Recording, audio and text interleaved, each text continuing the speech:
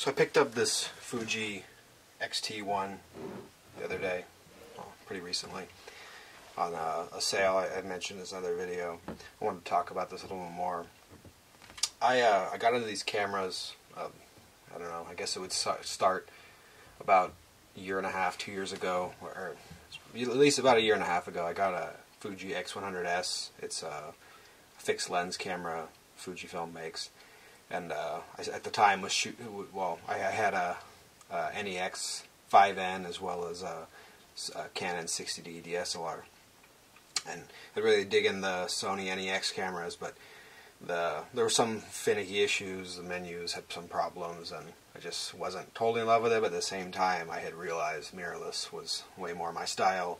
I rarely was ever using my DSLR anymore, other than when I was doing like photography with flashes, and I just wasn't in love with the large form factor and the big camera and big lenses, and it was just not my forte. And I picked that X100S up and was really digging it. Loved the tiny size and the amazing image quality, and just saw that there was no real need for the big camera anymore. And the menus on the Fujis didn't have the same issues as the NEX Sony cameras.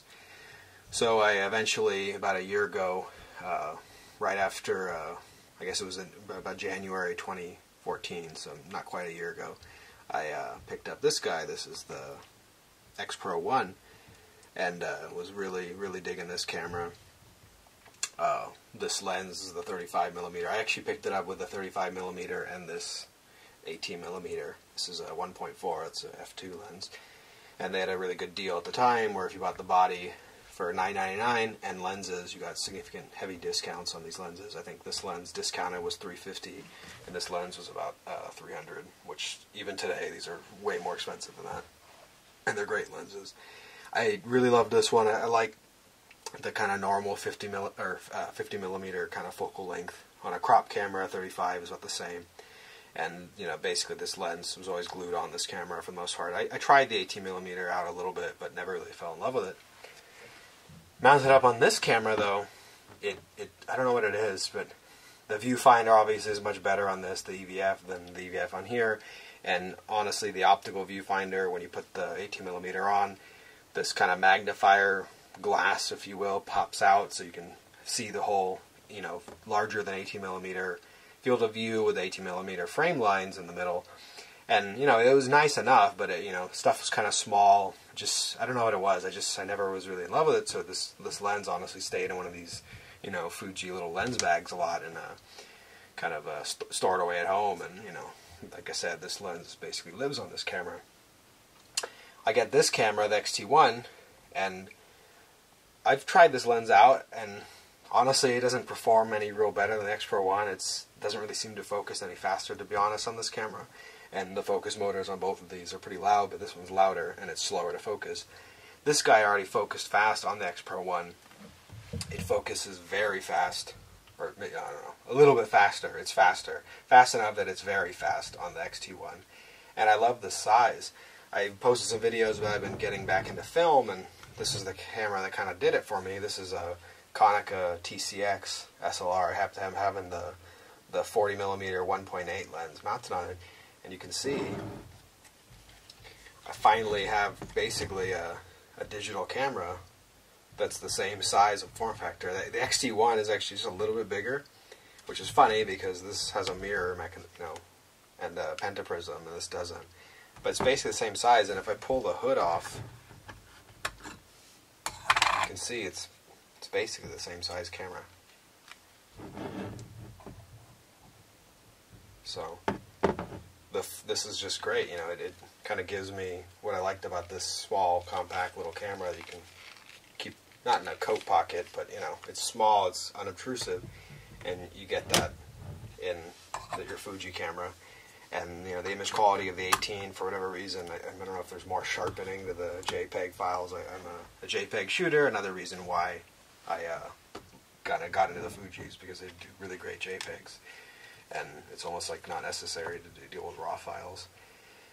And this lens just, I don't know, it seems sharper, but with a huge EVF, you really get a better sense of the field of view of the 20mm lens versus the optical set to 20 on this, or rather 18 millimeter. I keep calling this a 20 millimeter, 18 millimeter.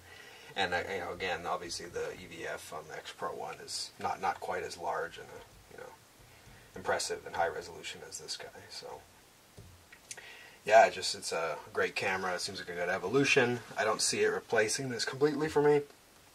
I really think I'm going to just leave this lens on here, and this will be the body I use when I'm doing shots with a kind of 50 millimeter equivalent focal length. And this is kind of a match made. The motor on this is really loud, and with this thing's faster focusing, it's just quicker and noisier, and it doesn't seem to get there any better. I've heard rumors that maybe they're going to bring out like a more advanced 35 millimeter with a a newer focus motor, similar to like some of the newer lenses. Like I know the 18 to 55 kit zoom has a quieter focus motor that's apparently quicker as well. But this lens totally works on this body, and this lens actually I had bought it when they had a sale a while back. I think this thing normally retails for $500, which is completely ridiculous. I don't know anybody who thinks that's a reasonable price. It's made in China. All the other lenses are made in Japan. This one's made in China, and it's still expensive. Doesn't have an aperture ring. I don't know. It's a tiny little pancake lens. Played with it a little bit on this camera, and it's kind of funny because it's almost like a lens cap or a body cap. It's so small, but I never really was digging it. And this thing focuses. I think it has one of those newer motors. It's not necessarily quiet, but it's quieter and it's fast. And this thing, when it was kind of jumping in and out to focus, because this camera only has contrast attack, so it almost has to kind of go through the whole range to find the focus point. You had to watch it kind of, if I want to say like it's pumping, the element would go in and out really quickly, and it's almost like disorienting with this camera because it does it every single time. If you're in the optical, it's not too big of a deal because the frame lines will just kind of set as soon as it gets focused. But whenever you use the EVF on this camera with this lens, it was disorienting.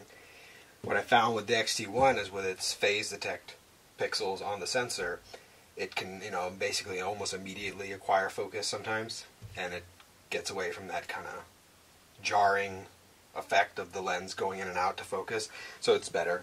It's still a little annoying. I don't know what it is with the design, but still not in love with this lens. But when they had it on sale for $199, $200, I couldn't let it go just because it was cool. It's this tiny little pancake lens. But I'll use it more on this. I was playing with it for a few days, and you mount this guy up. There is no hood for it, and it's tiny. So that also works. But really digging this camera.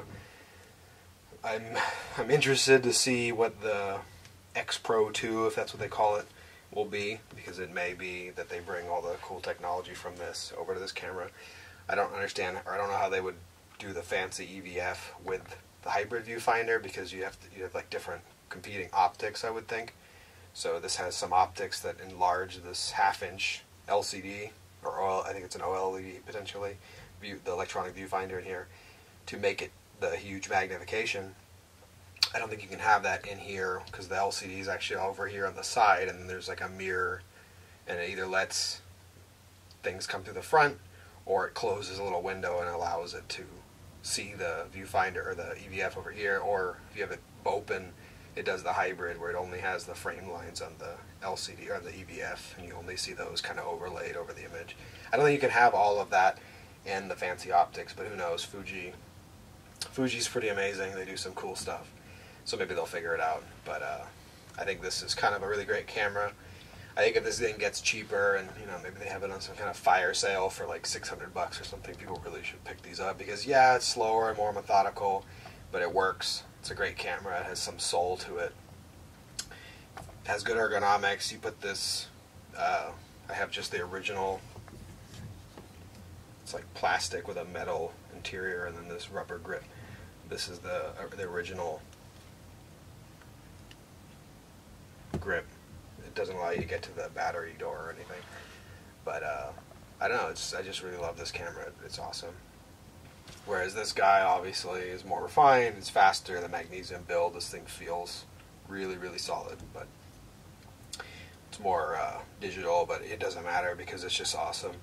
The Wi-Fi and the functionality this thing has is great, and I think the image quality is a little bit better. especially high ISO. I've noticed there's an improvement at even 6400 and then 12,800, and you know, if you go above that, the 26,500 or whatever, I don't know if that's really usable. The highest this thing goes is 51,200, which is it's pretty much garbage. I tried it at night, and you know, in low light, it's just super destroyed. But the 12,800 is definitely reasonable, and even the 26,000 or whatever is pretty decent. Whereas this camera was 6,400 on this camera, I think was totally usable. Obviously, it was high ISO, it was grainy and whatnot, but it was acceptable. But you wouldn't be able to go above that. So I don't think, I have to look at the menu. I can't recall if this allows you to go above that anyway, but it wouldn't be usable. And then just as a side reference, my X100S does allow you to go to 12,800. That's the max on that camera. Or actually, I think that camera does do the 26,000 as well, but it's horrendous, and 12,800 is basically like on the edge of being unusable. So that camera is kind of max at 6,400 with it still being reasonable. I would say this is about the same. This is older technically than X100S, so theoretically it shouldn't be able to perform better. This guy, you know, definitely has the edge. And then the controls on this thing just are awesome. People complain about this lock. I like it on the ISO dial. Has the same shutter speed dial as the X-Pro2, but it has the nice 180 sync speed, whereas this one you had to set it to 250th or 125th and then manually dial on the back to the, I think this actually is set sync speed, the max was 1/160th. And exposure comp dial on this moves relatively easy, and I bumped it here and there. This guy's stiffer. So, and then the big difference for me is this one has video that's actually usable. You can do manual movie mode. I posted a couple videos about that, and you can basically set it to 24 frames per second, 1/50th of a second, and get kind of that smooth motion and more normal looking video. And it's okay. It's pretty good, actually. I want to say it's pretty good. I still want to say, in a way, I think the NEX5N, which I'm recording this on, which I've kept around for video, does a little bit better. But this is usable in a pinch, and the NEX5N's photo stills quality just cannot even come close. It's not even the same playing field as these. It was good enough. Honestly, the NEX5N I thought was better than my 60D, noticeably better at high ISO especially. But these Fuji cameras just blow away the Sony cameras, in my opinion. And I'm sure some Sony people will get pissed for me saying that, but I couldn't handle it, and I had to leave the Sonys and sold off my NEX lenses, other than the 16mm pancake, which you'll see I'm filming this on. It's kind of a pretty wide field of view here. So yeah, this is finally a versatile camera. Fuji keeps working on it and gets their video even better. It would be amazing to have good quality video and all the stills ability of this in something like an X-Pro2, but from what I've read on the rumor sites, it doesn't sound like Fuji is super engaged in the video. They realize people want it, and they're putting a little bit of effort, and they've tried harder with this guy, but it's not a highest priority for them. And I think the design of these lenses and whatnot, they weren't really considering video, because these focus motors, when you change, if you do manual focus, is really, really noisy in the video, and if you do autofocus, they're basically terrible for video. They can't seem to figure out where to focus, and they kind of go all over the place. So you basically need to manual focus. So yeah, there's kind of a little bit of a rambling about the Fuji cameras and this X-T1, but I highly recommend this camera. It's great. Thanks.